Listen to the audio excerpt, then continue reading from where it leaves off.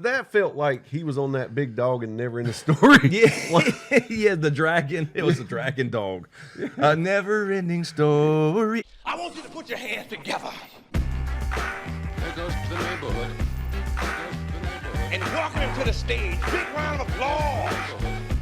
There goes to the neighborhood. Hey guys, and welcome back to episode 28 of the SmokeScreen podcast. I'm your co-host, Jamie fucking Lannister. I just went with it. And I'm your co-host, Tyrion Lannister. You're the short one. I am. He's the short one. lungs. Back with our... No, sorry, inside jokes. We got jokes tonight. You definitely want to tune into this one. Let me just say this up front. I think we're getting this dialed in really good. So this is back with our episode 3, Game of Thrones season 8 rewrite. This is the long night, as they call it. But Yeah. we're gonna change that a little bit. I think. I do too. We were going to do a recap of episode 2, but no, go watch it. You need to watch it in detail, and there's some things in there that start to get paid off already, and so we want to make sure you go back and watch episodes 1 and 2 Yeah, I think so. to make sure this all starts fitting in, because we're trying to be sure we don't leave any loose threads, loose Yes. ends, whatever you want to call it, and we have the visions last episode that you need to see. You need to hear Right. those specifically. And if you're new to the podcast and you just happen to catch this one, you're a Game of Thrones fan, Yes. go listen to our episodes 1 and 2 rewrites. Definitely. And let me mention this before we get started. I always forget. Thank you to our Patreons. If you would like to support the podcast, the link is in the description on YouTube as well. Patreon.com/smokescreen podcast. Really appreciate the support. And if you listen to this on SoundCloud, Google Play, iTunes, Spotify, and Podbean, leave us a rating if you don't mind. It'll help us get out there a little bit. Do you go through that list when you're in the shower and driving down the road? I and stuff? don't. It's rolling off your tongue these days. It is now because my brain is working again temporarily. You know how it comes Good. and goes. Because earlier I was forgetting names. I Remember? know. I We used to forgot talk a about that. couple names. You've downloaded one of those apps for brain power. No, right? I had those years ago, but no, I'm just getting old, is what it is. It's a trip, It's dude. dementia setting in. You got those down pat. But yeah, it did roll off pretty good that time, didn't it? Mm-hmm. Anyway, so let's jump into this. So yeah, no recap. Watch those previous episodes, and we're going to start paying some things off as I think we got it set up pretty good. We got a pretty good plan for this one here. Yes. All right, so let's jump right in. Episode 3, The Long Night. Anything before we get started? No. Okay. No. I was just thinking maybe you could say where we left off. Like, Yeah. I guess that's... instead of a whole recap, just say, episode 2. Where did we leave off? See, my dementia's kicking back in. I was just wondering that too. I was hoping you'd fill in the blanks. No. But did we leave off? We just left like off last pretty time, much the like same. The show, Yeah, we left off with the same. The closing scene was, staring off into the. Yeah, they're getting ready. Yeah. The tension was Yeah. starting. Like, they're here. It's Yep. time type of thing. But of course, we have a major character we introduced back in episode 1. That's right. Episode 1, I believe. No, it was episode 2. Anyway, you'll see what we're talking about. I like the initial opening is fine. It's a little bit different because you got to. We'll have to say what we mentioned last episode was the war plans are different. Yes. So that's a big deal in the sense of how it's portrayed. Right. So yeah, it's not quite what you're seeing on the screen. If you're doing the how we call it, a watch back or whatever. Yeah, rewatch. Like we talked about or whatever. rewatch. Oh well, companion. A companion. Yeah. Yeah. So I thought that was a great idea, by the way, to watch this, to listen to this podcast. Pause when you need to, and watch the episode. Yeah, we just did it again. It works good. It really does. And so, the layout is similar. They have the trenches dug, and Yes. we just don't have as many people outside. The whole idea was not to have a million people outside to just die instantly, because there's a castle there for a reason with walls. Yeah, So you have the trenches, and then the idea is to have the fire rings or whatever to slow them down, but you have your archers trying to do all the work, and then you have the only people outside essentially were the Dothraki on the sides to flank whenever they get kind of into Winterfell, the area. They kind of Right. funneled them in a little bit. And so they're outside, and then you do have trebuchets. So there are people like, I think we mentioned, I think Ed volunteers, and mainly Dothraki. Not Dothraki being over here, but Right. the Unsullied being on the trebuchet. yeah, yes. And also we want to say that our characters are experienced, and like they're not going through everything we've seen them go through for 7 seasons and not learn anything from it. Yes. So you have people are aware that if you kill a White Walker, the ones he created fall. Right. Like that's in their part. That's part of the war plan. It's part of the plan. Yeah. So, and to be fair, they did show that they wanted that Jon and Dany were going for the White Walkers, but the cloud came in and all that. But they still didn't plan it. They have shared that knowledge with the rest of the people who their lives are on the line too. Exactly. Yeah. If you get a chance, take out the damn stringly-haired ones. So just to throw that out there, we have to kind of lay that because the intro and the tension building was outstanding. I mean, obviously. Yes. So imagine all the same kind of thing, but it's just not necessarily all outside. Right. You're still seeing Sam scared to death and Lyanna Mormont and the look on everybody's faces and the jitters and all that stuff is great. That works fine. So it's the same essential concept as the opening, but there's just not that many people outside. So it really doesn't matter where it's at because it's really close-up shots of people walking around in tight quarters in Winterfell anyway. That's right. So and we don't spend the whole time when we're actually creating this, dogging Dan and Dave like you might think. No. We do say a lot of, man, I like the way that looks. I love this. Yeah. There's a lot of shot. that. I mean, this is a Miguel Schnaposhnik episode. Yeah, so when Chris says, imagine it's the same, that's pretty much the same. Yeah, just imagine it looking just like, the show. Yep, exactly. So during this, obviously the fight's about to start. One thing I will say is when people they start to line up outside. Obviously that's not happening here, so you don't see Ghost obviously beside the cavalry of Jorah and all that. That's just dumb. But you do have Dany going off to do her part because the idea is volleys of arrows and then dragon fire back and forth. That's the basic idea to take out the whites, and if they can get to the White Walkers, obviously that's going to help. Exactly. So with that in mind, Jon, Dany's everybody's getting ready, and they're getting ready. So Dany's going to leave just like she did, but this time she's not, all attitude. Exactly. And Jon says, wait, because he was going to stay on the battlements was the idea, because he's like the commander, and essentially, even though you got Davos and all those guys there, he was going to stay on the battlements, but he says, wait. He kind of grabs her arm. You'll need help. And she knows what he means, but she's worried about him. And he says, I have to try. And this is where he says he mounts Rhaegal for the first time, not before in a joyride up north to find a goddamn waterfall. It just didn't make any sense. You find out you're a Targaryen, then you try the dragon thing. Yeah. Right? Otherwise, you die. You know what I'm saying? So in our version, he, at the last minute, says, you need help out there. Yeah. Because she can... I believe there is a blood bond feel between Dany and the dragons, just like a warg with dire wolves or whatever. Right. So, but you still can't fully control them as easily as if you were riding it, right? That's right. So the idea is Jon says, I know what I am now, so I'm going to go with you. So in this version, they're not fighting. Absolutely. That's right. They're basically not fighting. Right. So he does mount Rhaegal for the first time, and then, once we see him actually mount the dragons when it comes for that time, then Dany really knows, and Jon really knows himself, because he's still kind of iffy about it. Even though Howland Reed has told him it's the truth, boy. Yeah, that's right. So that's our version. Yes, and it's clear to the audience too. Yes. Yeah, you get to see these are cool shots that we're picturing in our minds, right? Of him getting on there, and the whole setup. It pays off, and it's so much better, like Chris said, than the way they had his first ride, where he just climbs on like it's a horse and risks his life or whatever. It's just, if you'll have. I mean, not that he's not risking his life, but you have a little more confidence when you heard the truth from Howland Reed and that you have the blood for it and all that. Because that felt like he was on that big dog and never in the story. Yeah, the dragon. It was a dragon dog. A never-ending story. I love that movie. I did too, but I'm saying it's like that. It is. It was meant to be some weird scene. I don't know. So in our version, anyway, it's after. So now intense, he knows, and it's a Jon Snow and moment. this will absolutely prove to Dany and him 100%, no matter what people say, even though they are telling the truth, obviously, that he is a Targaryen. Also, obviously, in our version, Melisandre does show up, but she does not come from the north. That just was dumb. You just need a shot of her kind of walking into near the gates or whatever. You don't need the damn weird thing where they're all waiting and then here comes one single horse from the north.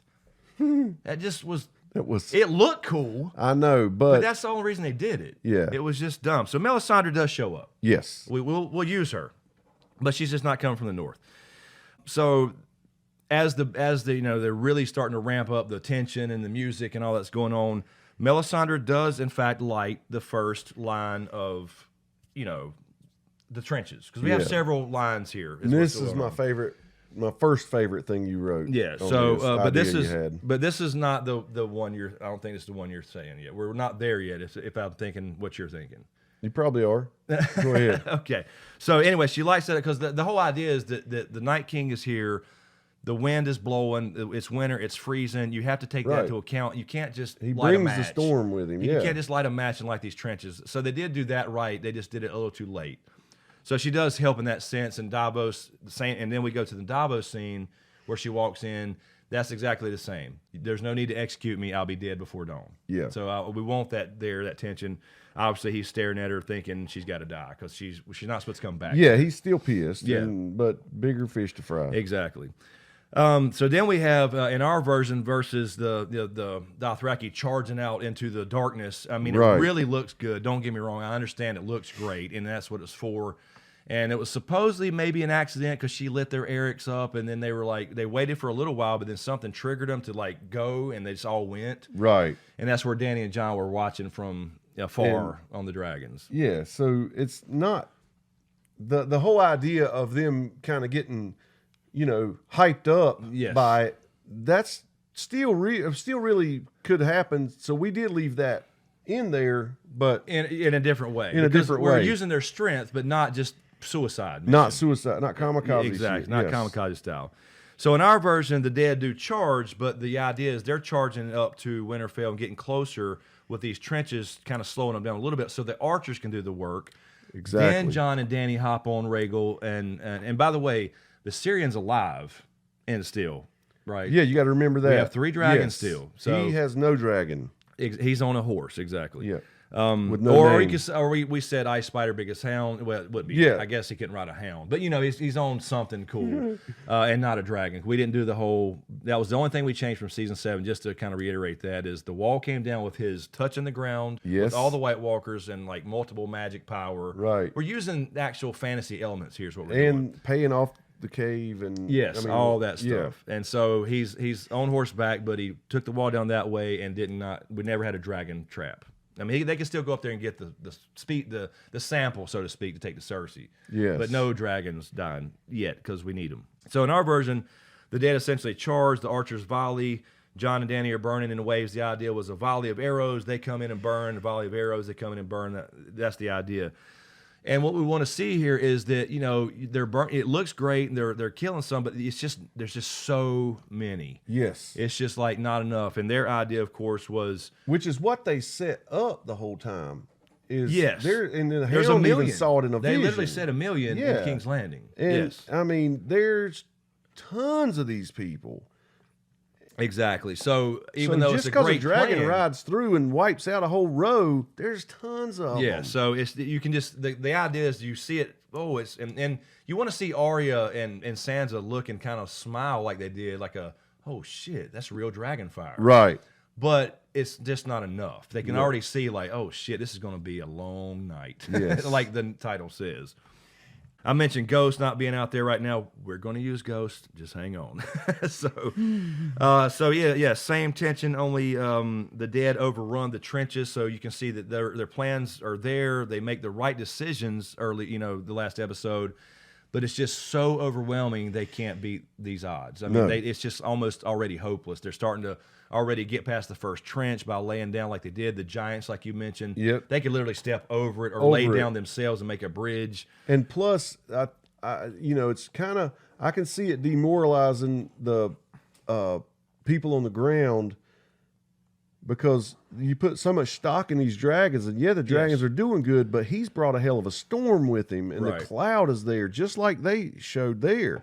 That's so smart. Because it would be like that. Yeah, because we saw this at Hardhome. Yes. We saw this in the other episodes. I mean, you saw this big, and that was the whole question. Is that happening because he's there, or is he causing that to happen? And I always love that. Yeah, exactly. So you don't really need a clear answer, but the idea is it's there, and he uses that. He knows that there's dragons involved. So that's still there. That's exactly my next note was the clouds are kind of the same for the White Walkers, because they know they need to go for the White Walkers in this world. Right. In this little version. But they can't. They can try, but they can't quite get to them. But we'll change that a little bit up here shortly. Next we have let's see, Sansa goes to the crypts with Tyrion, so that's kind of the same. Everything, they're getting really close. There's already some making it to the walls and starting to climb as the archers are still shooting. And Sansa goes to the crypts, and Arya does the same thing. Hands her a dagger, says stick him with the pointy end. I did like that callback. Did too. So she does go down there, and Tyrion's still pissed off. And I like the way they did that with Tyrion. He understands the reason, but he knows that he can see something that may make a difference. He even says that later in the crypts, but he's down there pissed off because he's sitting in the crypts not doing anything, because he does want to help, but he understands the future. If they win, he's hand to the queen, right? So he's got to live. So she made him go down there. So he's still mad about that, Right. But in the middle of all this fighting now begins. It's really ramping up, and the Trebuchet people, which includes Ed.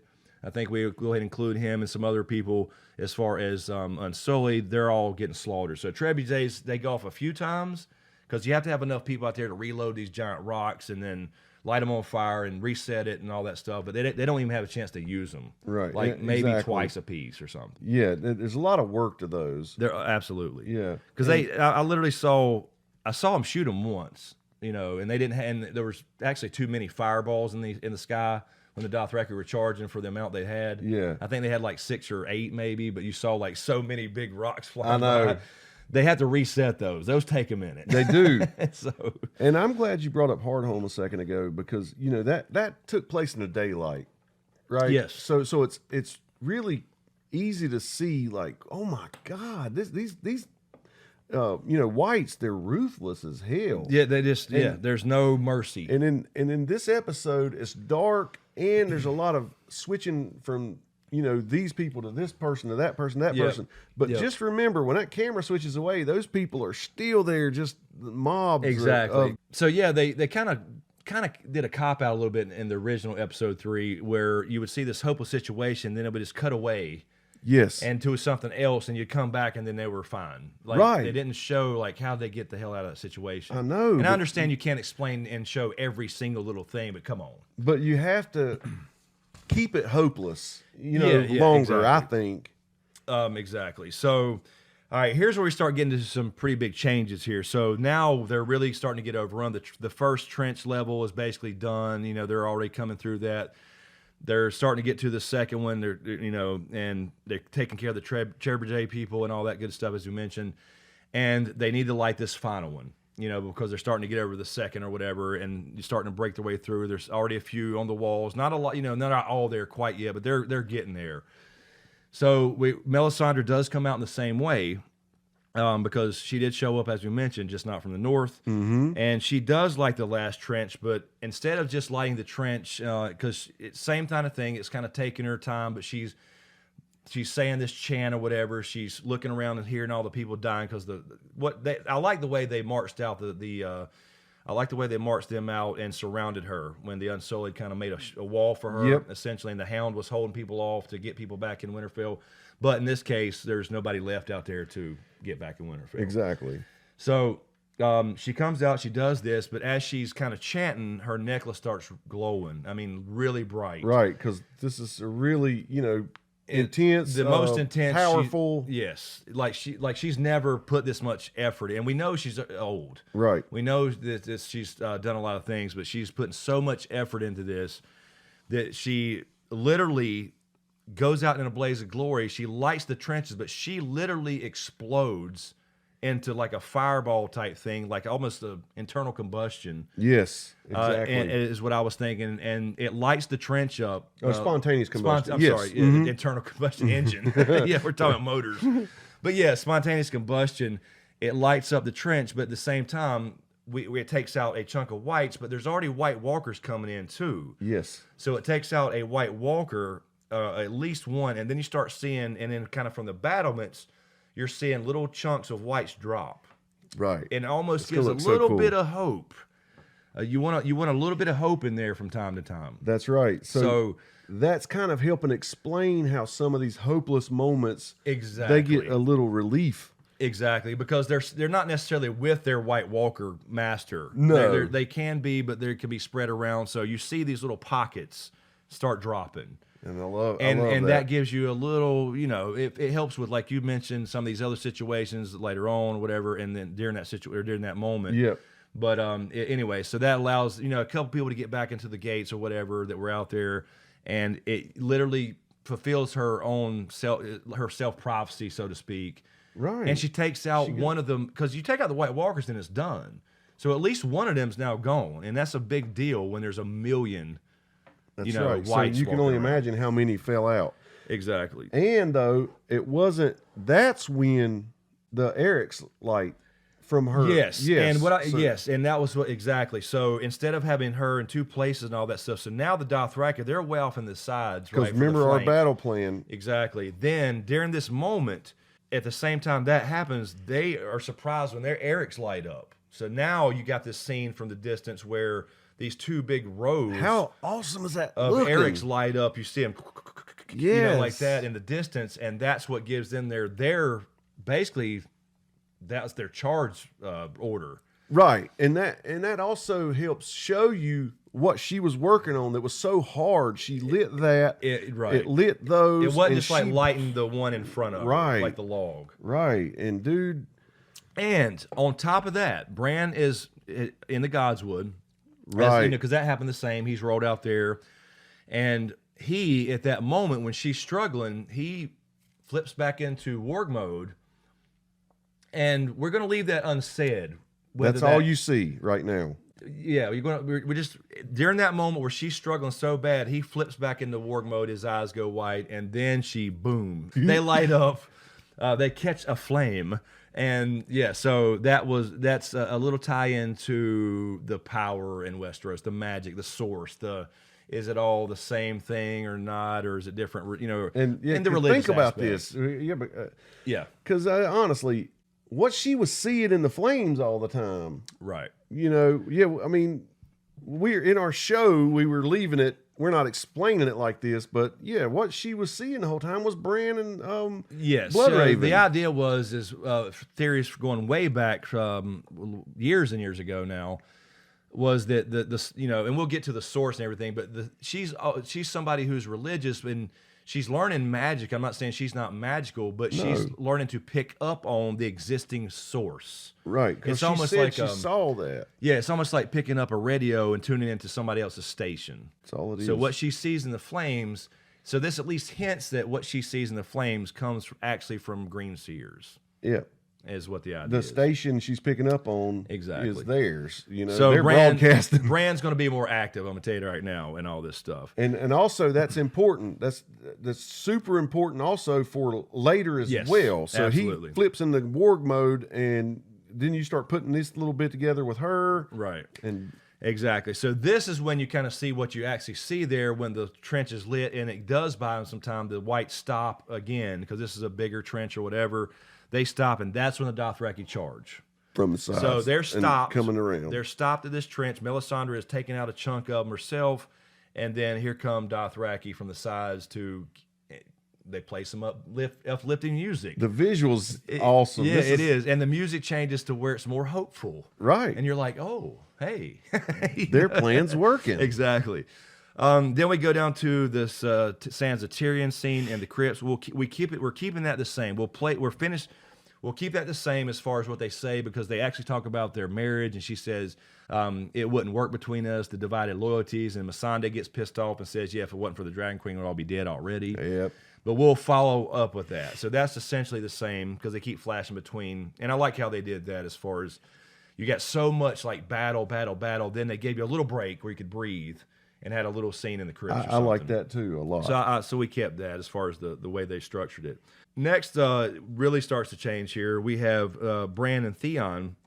And we're keeping that the same essentially, but remember in our version, Howland Reed is with him. So Howland Reed is there. So those three are there at the gods, the heart in the heart tree in the Godswood. In the Godswood, yep. So anyway, we cut back. So we got Bran, Theon in the Godswood, and in our version we have Howland Reed. So they're in the Godswood at the Heart Tree. Obviously, we see the Dothraki, as we're saying, charging.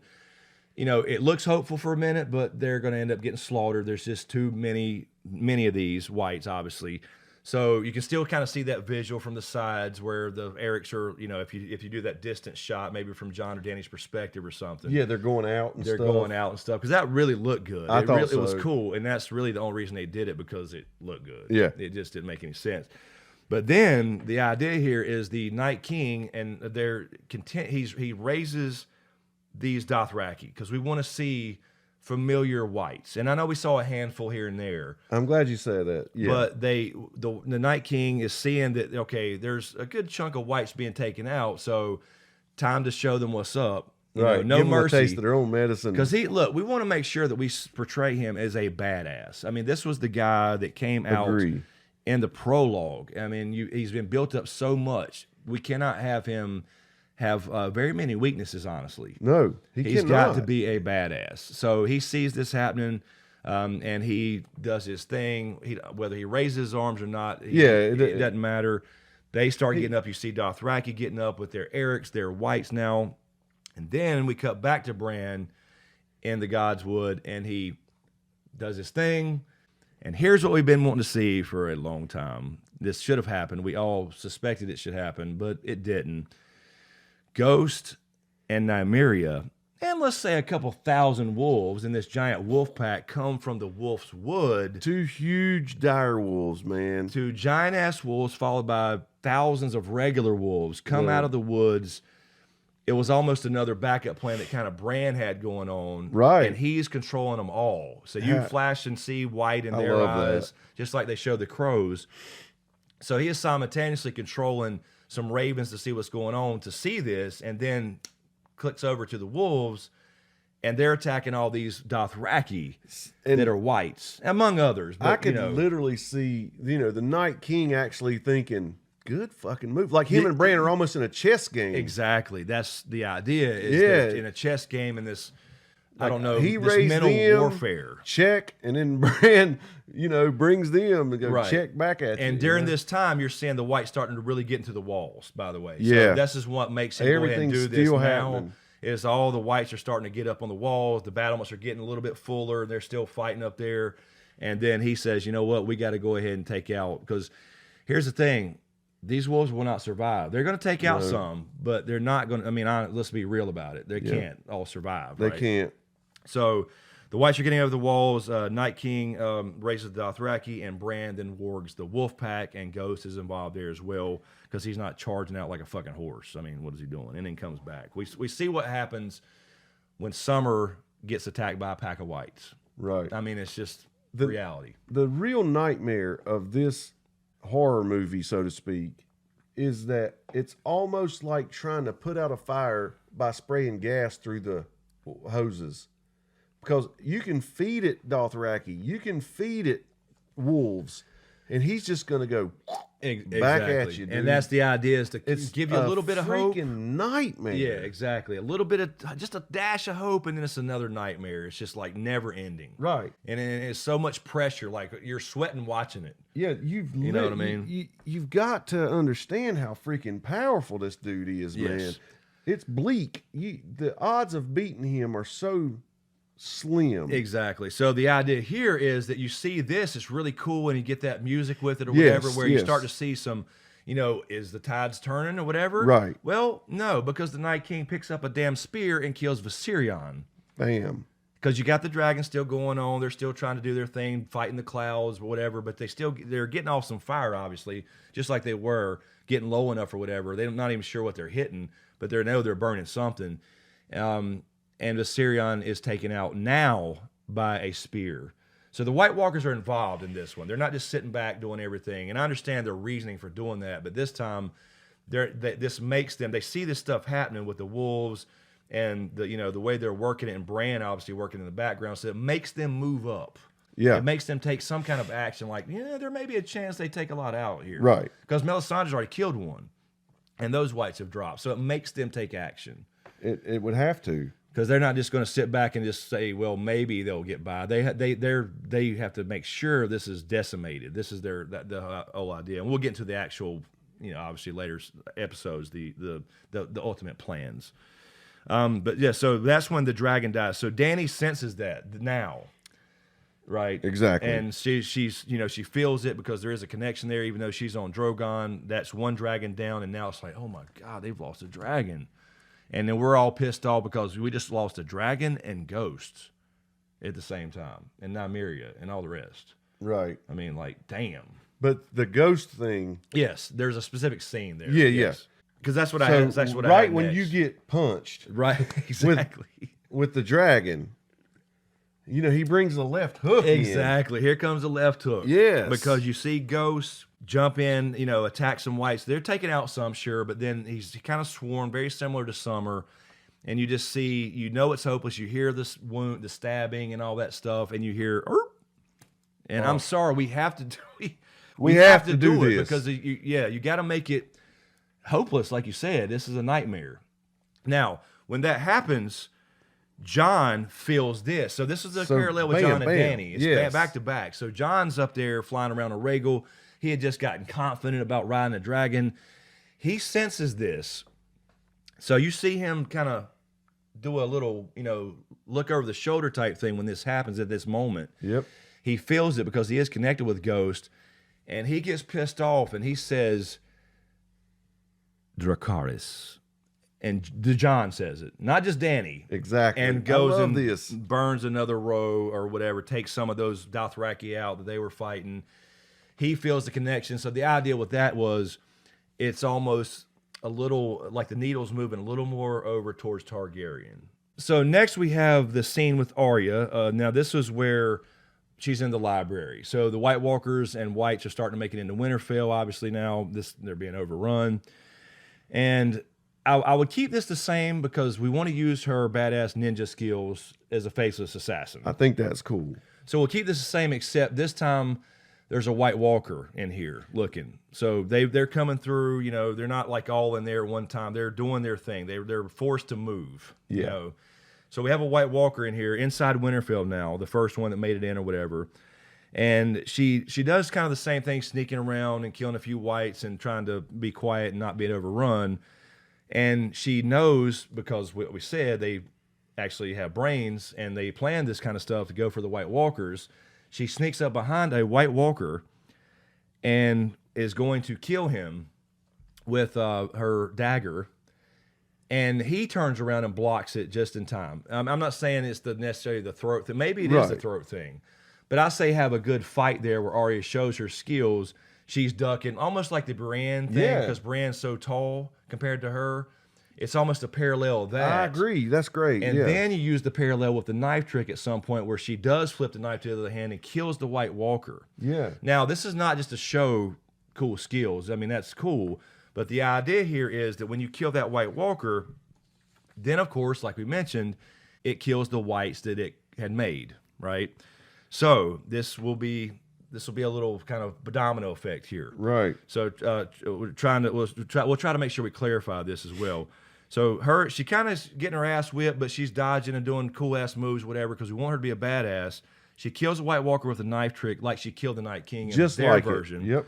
Because she did that obviously with Brienne, so it ties into like the practice for Brienne ended up being like used. I know you could literally have the White Walker kick her in the chest too. Exactly, I mean, and it would all be. You could literally parallel that so good. Besides just running out and jumping out of a tree or whatever the hell it was, because it was so high. So she does that. She kills a White Walker. The idea is the whites though that were overrunning Barrack and the Hound at the same time, it saves them. So those whites drop because she killed the White Walker. Now, we'll get to why that's important here in a minute.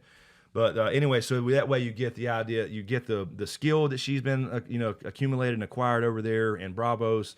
She comes over, she kills this White Walker in a badass way like she was fighting Brienne, and it saves the Hound and Barrack. Yeah. What we're trying to do really bad is drive you crazy. Yeah. With this roller coaster of hopeless moments with a narrow escape, which is what they were trying to do. But along our roller coaster, there's payoffs. Exactly. To stuff that they set up. Exactly. So in the next scene is the idea, this leads into the next scene, the hallway with Barrack and all those guys, because in their version, Barrack and the Hound and all that, and Arya are running from the White. So it's the same essentially, Except Beric doesn't get killed here. It actually saves him because Arya killed those. So she kills the White Walker. It drops all these whites, but not all of them because they're not all the same. Not made from the same White Walker. So she still has to run with these guys and find them. So that's all the same essentially, except Beric doesn't stop them by pinning himself against the hallways and getting stabbed and let them leave. He actually escapes this time for a reason. And we'll talk about that in a second. So the next scene, they're saved because of what Arya did. I love that. And so then we'll flip back outside here to the Night King pulls out another spear. He's still outside. He actually throws the spear and hits Rhaegal. It doesn't kill Rhaegal, but it injures him enough so he goes down very similar to the way he did. Yeah, really hard. So it's kind of he goes down hard, but it's like kind of like they did where he's low, he's on the ground sliding where Jon jumps off and rolls. Yep. So it's not fatal, but it's a bad crash, and it doesn't kill Rhaegal. Nope. But so very similar to the way they did. So yeah, I was gonna say you can picture that in your mind as Jon, rolling and everything just like that. Yeah. So basically, after the spear comes up, it's almost the same scene. So you can kind of picture that.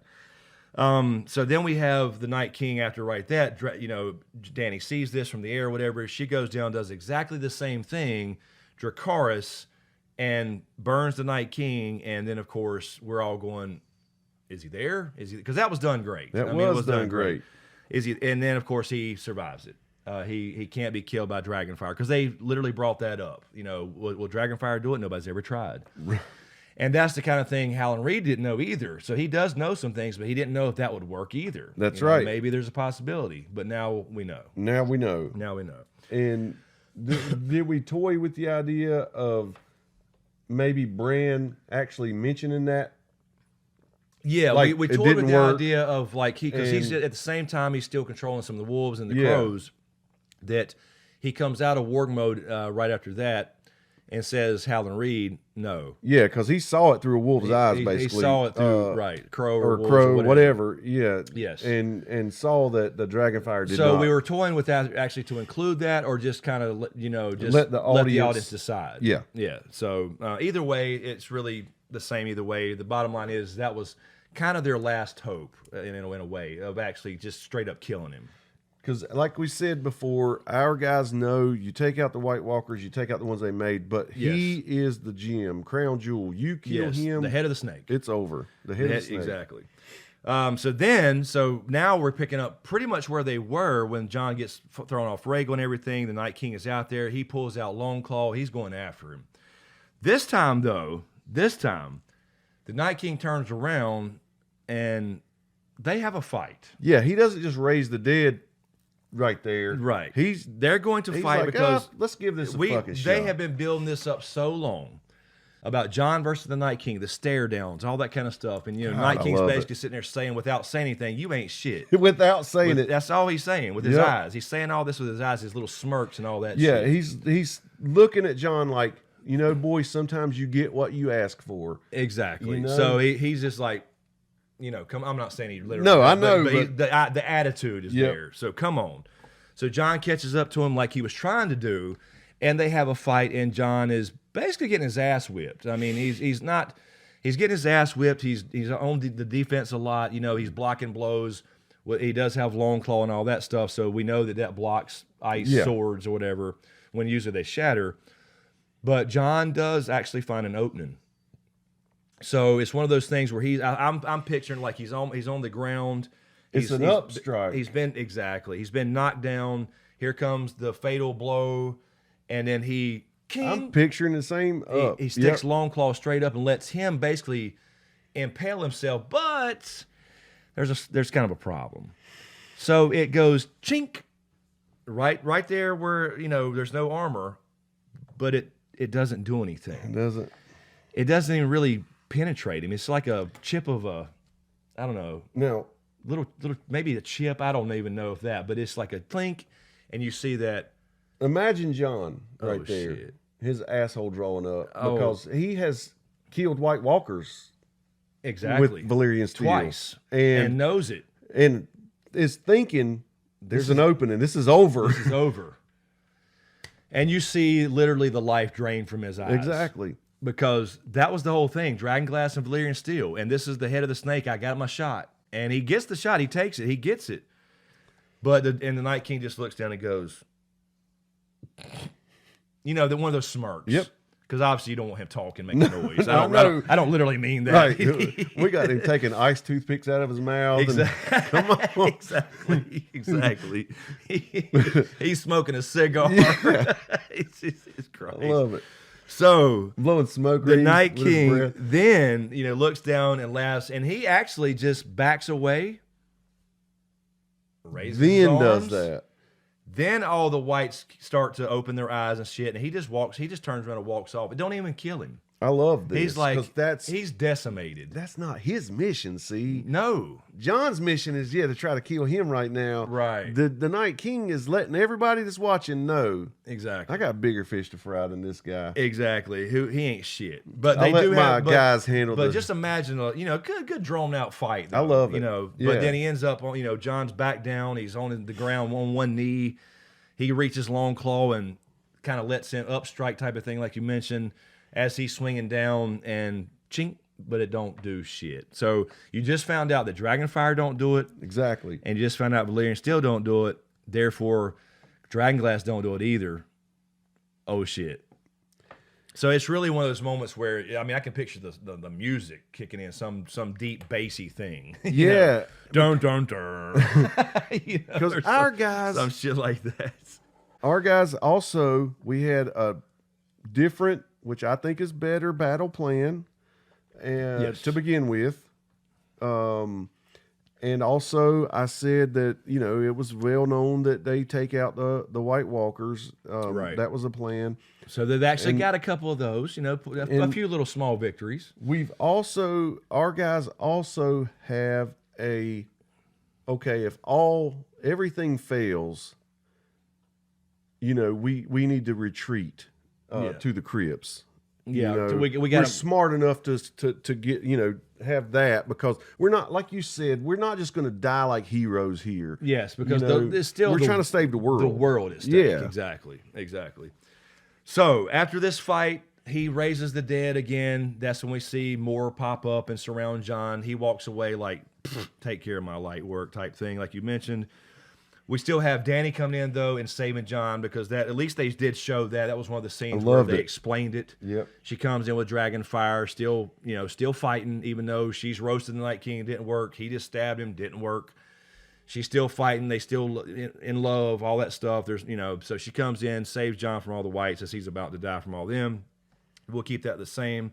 All right, so Jon is now running, heading towards the Winterfell itself, and because they're still assuming the whole brand thing or whatever. Yes, they know that there's people in there, but he knows that he cannot be killed now.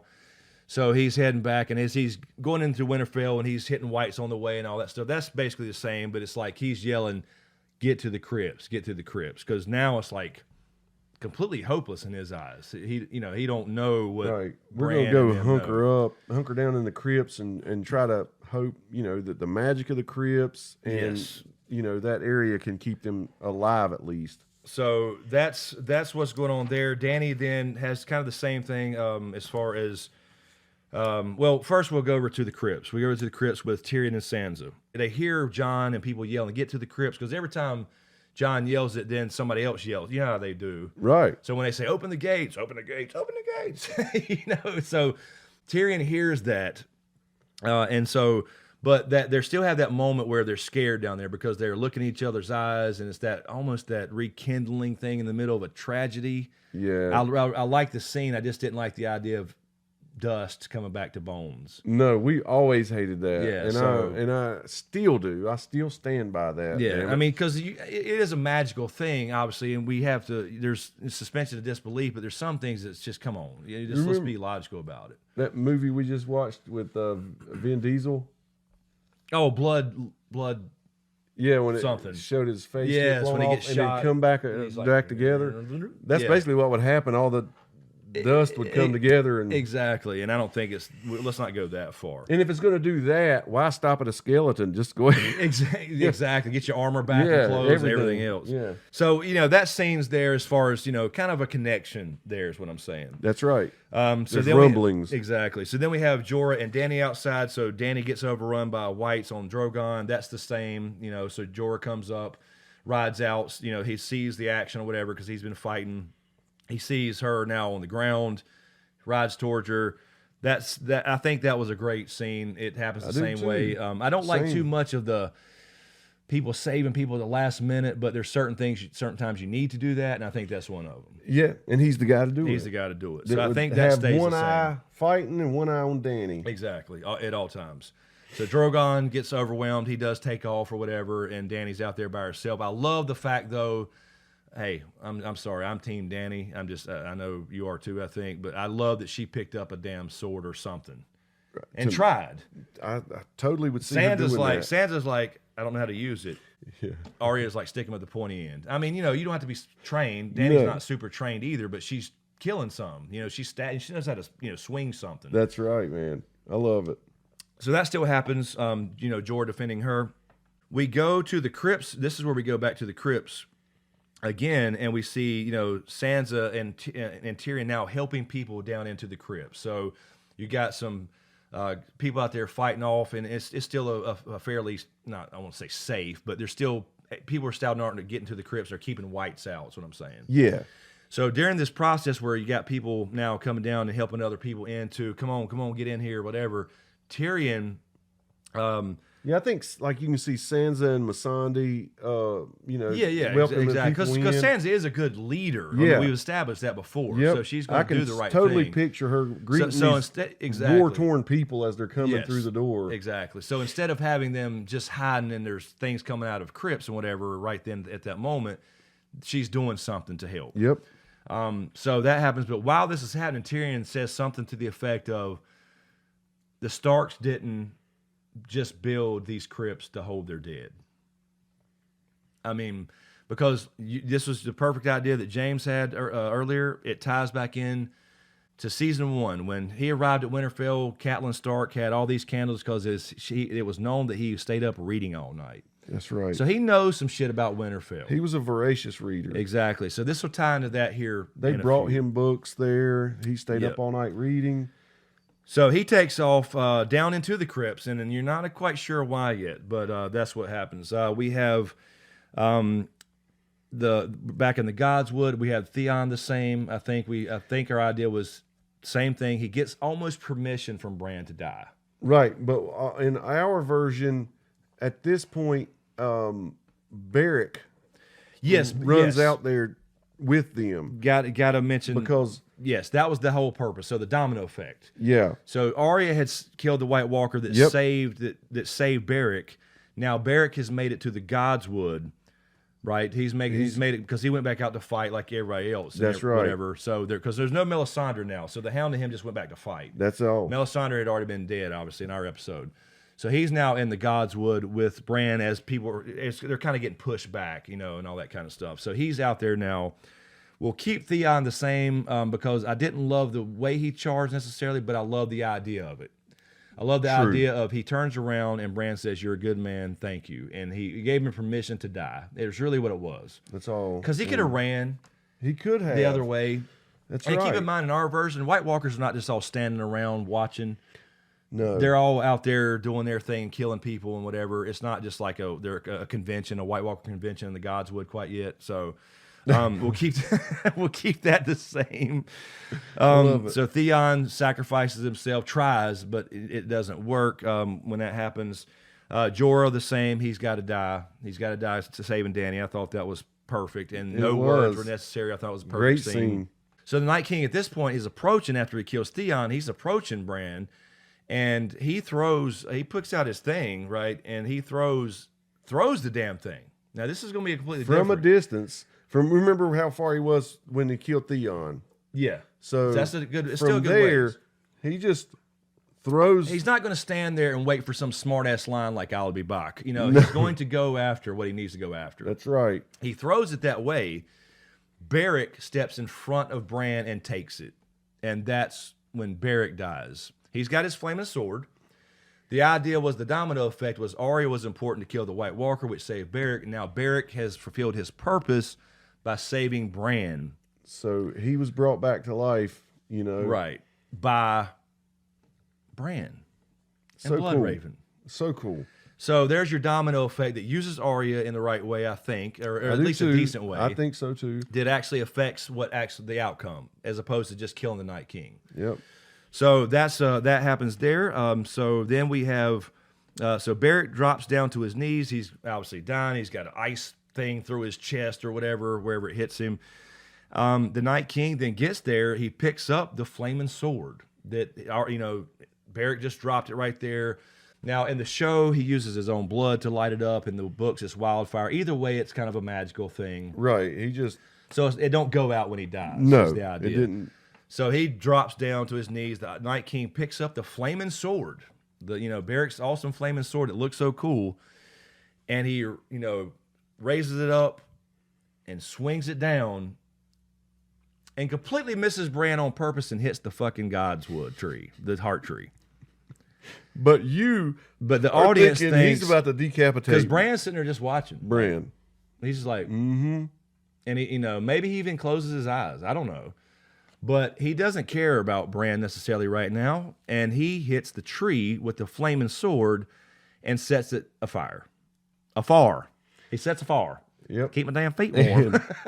And this goes back to our episode 2 when Howland Reed tells Bran, yes, but he's after something else. You know what I mean? When Bran says he'll come for me. He's got a bigger thing. He kind of corrects him. Yeah. And Bran's not, wasn't sure until obviously the end of last episode what that potentially means. And then this verifies, right.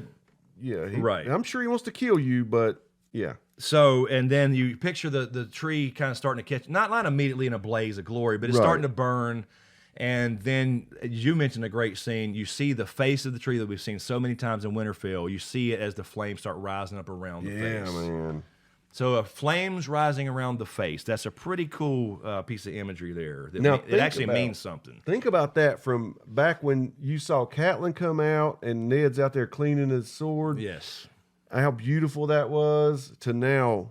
Yes. Bran's in a fucking wheelchair with the tree on fire. Exactly. I mean, this is just awesome to me. It is. And so that's a cool piece of imagery. It actually means more than it looks cool, but it actually means a little more too. You see the face burning. Mm-hmm. So then at that moment, the Night King he's like, look, he don't care. He's right. He can't be killed. He's got all the time in the world. He's waited 8,000 years. So in that moment, Howland Reed scoops up Bran or rolls him, however you want to do it, and picks his ass up and runs. And because, again, in our version, there's not a lot of White Walkers standing around. There's chaos and people still fighting, but it's not like they're all standing there in a line to block anybody. Because they're out there killing people and doing what they're supposed to do. Picture Chewbacca and C-3PO. Exactly. So the Night King is literally just standing there looking at the tree burning for a minute, and it gives him time to scoop him up and run. And the Night King's not in a hurry. He's not in a hurry, and we'll see why. So then we see everyone gets to the crypts at the very end of this episode, including Howland Reed and Bran. They get down there. I'm loving this. So Tyrion comes back as all the people are coming in and says, "Follow me," type of thing. Jon makes it through there, and all the other people get into the crypts for the most part. But he didn't mention earlier that you got some random people that just ran. Right, and I'm glad you remember that because we had a little talk about this. Yeah, I mean, there's no way that every single person there is just dying to be a hero. I mean, some people have they're like, go give it a shot, but when it looks hopeless, I'm out. They're gone. Exactly. That's real warfare. It really is. That really happens in obviously Outlaw Josie Wales. I think he was a deserter throughout history. I mean, you look in the old, ancient Japan in the 15th century. Samurai didn't stand there and die like they. I'm not saying everybody didn't, but some of them ran. I mean, it's just the way war is. It's a horrible, horrible thing. Fight or flight. So, one thing we did not mention is little freaking Mormont dying. Yeah, no, I kept that the same. You did say that we kept that the same? I don't think I've said that, though. Okay, no, I didn't think it was said, but that. Yeah, so, because I love the idea of the tiny girl taking out the giant. Yeah. So, yeah, I think that should stay the same. Yeah. So, I think that's fine, because we won't, you got to have some of these main characters dying. It's just the reality of it. Because we were really struggling a little bit with who to kill and stuff, but we have big plans for some of these people. So We really do. we're going to make it to where, some of these that's why we're killing some White Walkers, though, to explain how they can get out of these situations. That's right. So you got the occasional White Walker being killed, and then that saves them from this overwhelming number of whites, right? That's so that was right. the idea, is them being used. Because when some of them die, then giants drop too. Exactly. Or any animals or whatever. I mean, exactly. So everybody starts making it through the crypts. Then we see everybody going beyond what we know. We've always seen Ned and Lyanna and all that. So we had this vision before. if you remember episode 2. So we follow that kind of same vision. They go past where we've seen the depths of the crypts, whatever. That's right. Now, in the books, it would be slightly different. There's different levels, but in this one, we'll just go past there to the darkness. Tyrion has found what he read about in season 1 and found an exit. It's there. It's there. So he comes back, follow me type of thing. They get everybody kind of back out. This is their last ditch effort to get the hell up out of there. It's lost. They cannot kill the Night King. They all get to this kind of doorway that they finally get everybody through as they're fighting off whites and stuff in the entrance. They try to block the doors, whatever, but there's still people dying, obviously. You got your red shirts fighting off the whites. That's right, yeah. And John makes in there last and all that kind of stuff. They say, go, go, go. Let's get up out of here. And then, because they don't even know what the hell is coming out, necessarily. But Howland Reed then once everybody's through the door. Did you really mention the rumbling? I was going to. Okay, So okay. Howland Reed stand there. You start to see. Oh, yeah. You start to see as they're getting through the door, Ned, and like the camera turns back towards where we're familiar with. You start to see some movement with Ned and Lyanna. Maybe a little chipping away of the stone. Right. Little things like that. Howland Reed sees this, sees that everybody's not quite out yet, and says, basically, go on. This is where I belong. Bran, you know what you have to do. And literally uses his torch or whatever they had, pulls off a torch, and firebombs the place as they shut the doors, and it fades to black. So Howland Reed stays and sacrifices himself with Ned and Lyanna where he belongs. There's your original That's 3 right. at the Tower of I Joy. love that. And kind of dying all together again.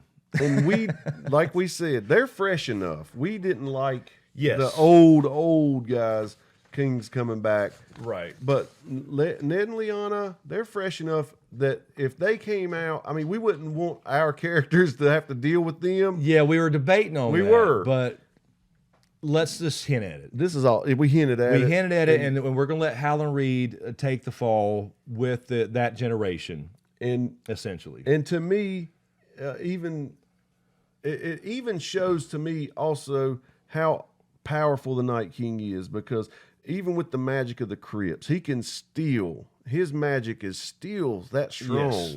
Because he's from the source, man. Man, he's yeah. like Neo. He's from the fucking Matrix. right, and these people better recognize. Right. So picture like an aerial shot or whatever, because the dragons are still getting away. Yeah. They're flying off. Dany, by the way, did get away on Drogon. He landed back with her. That's Forgot to right. mention that. Yep. So yeah, Dany does escape on Drogon. Everybody else in the crypts, because he did fly back down to That's her right. after Jorah died. But then picture her flying away from Winterfell at the very, very end after the black Perfect. scene where it kind of fades to black for a second, Yep. almost like not a post credits before the credits. I love it. Yeah. And Winterfell is just decimated, smoking. Half of it's melted, like Harrenhal. Yeah. No explosions. Come on. I didn't like that Because yeah, when they were doing you're these right. dragon passes, they were inside. People were over here. They were forced to burn whites at the walls. Yes. And the dragons were doing it on their own, obviously, in some cases before they died. Or before Viserion. So some of Winterfell's melted and shit. I mean, it's decimated. It's ruined. And we know that, a lot of people died, but a lot of people got out through the crypt somewhere, and Dany obviously escapes through the air. So there you go. That's episode 3, The Long Night, in our world, in our little version. So hopefully that makes a lot of sense from the previous episode. It will if you've seen the episode 1 and 2, and then especially the visions.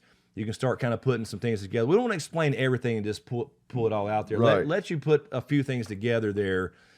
A lot of you know where some of this is going, obviously, from several, videos. A lot of in the when I past. get excited and I try to explain everything, is like I just want to remind you guys that this is a show. Exactly. We're actually describing a show that we can't show you. Exactly. Anyway, you have it. There you go. Episode 3, The Long Night, rewritten, fixed, damn it, at least in our humble opinion. That's right. And I don't claim to be a super duper writer by any means. This is so fun. We're taking some book stuff and some old ideas and theories and kind of mixing them up, and we're really putting a lot of effort into this, honestly. We sit here for a couple hours before we, come up with these final things. So anyway, we'll let you go for now, and I guess we'll be back next week with episode 4, unless something else pops up. Something else crazy happens. Because we have Tiger King stuff comes out sometimes. Anyway, guys, let us know what you think in the comments below. Thanks for watching, and we'll see you next time.